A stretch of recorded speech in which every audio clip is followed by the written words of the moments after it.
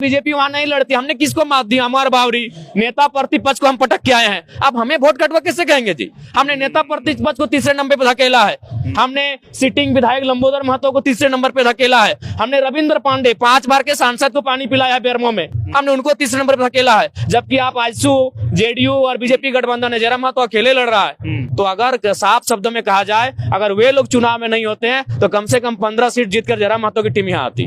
वही रहेगा, उसमें कोई कंप्रोमाइज नहीं होगा। जिस कैरेक्टर के साथ हमने चुनाव को जीता है उसी कैरेक्टर से हम सदन में बैठेंगे। करना चाहिए था, परिवारवाद और पूंजीवाद से हटकर कोई लड़का आया है जो अपने दम पर 2 सालों के संघर्ष से उसने पहचान बनाई है। बाकी अब नया नाम हमको बताइए ना, इस पूरे सदन में हमको बताइए 30 साल का लड़का या लड़की बैठी है अपने नाम की बदौलत बैठी है, 2-3 लड़कियां बैठी हैं अपने बाप की बदौलत बैठी हैं, 2-3 लड़के बैठे हैं अपने बाप की बदौलत बैठे हैं। जयराम महतो पूरे झारखंड की हिस्ट्री में पहला लड़का है जो 30 साल की उम्र में अपने क्षमता की बदौलत सदन में बैठेगा।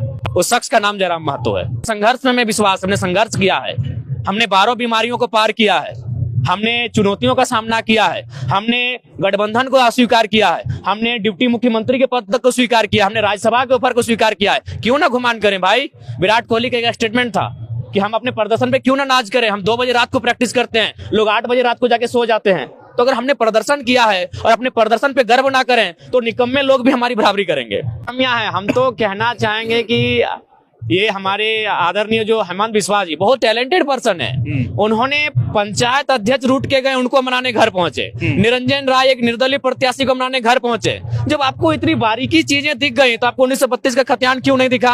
आपको सरना धर्म कोड की मांग क्यों नहीं दिखी? आपको कुर्मियों का रेल टेका आंदोलन क्यों नहीं दिखा? आपको छात्र क्यों नहीं दिखे? जब आपने मामूली चीजों को हेमंत बिस्वा जी ने देखा, उनको मनाने के लिए घर गए, एक पंचायत अध्यक्ष से मिले, उनके पास इतना टाइम था, तो आपने झारखंड के मुद्दों को क्यों नहीं रीड किया? आप खुद दोषी हैं। हम तो कहेंगे कि बीजेपी वालों ने हमें हराया।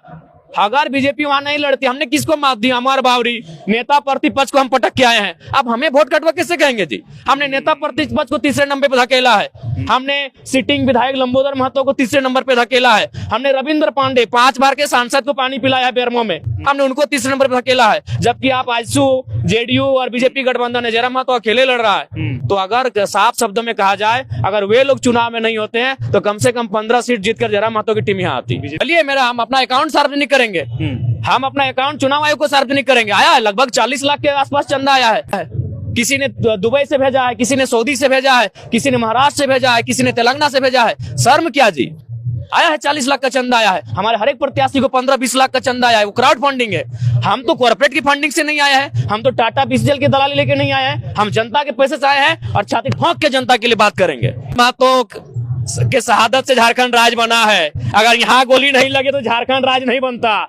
और उसी जगह से हम आते हैं, आक्रामकता रहेगी, मेरे रग रग में रहेगी। जनता का रोडमैप अब विधायक का है, क्योंकि हम लोग तो राज्य को नेतृत्व करने के लिए आए थे। एक विधायक के रोडमैप के हिसाब से जो वहाँ की सुविधाएं होंगी, जो वहाँ के समस्याएं होंगी, उनका निदान के लिए हम लोग आगे बढ़ेंगे।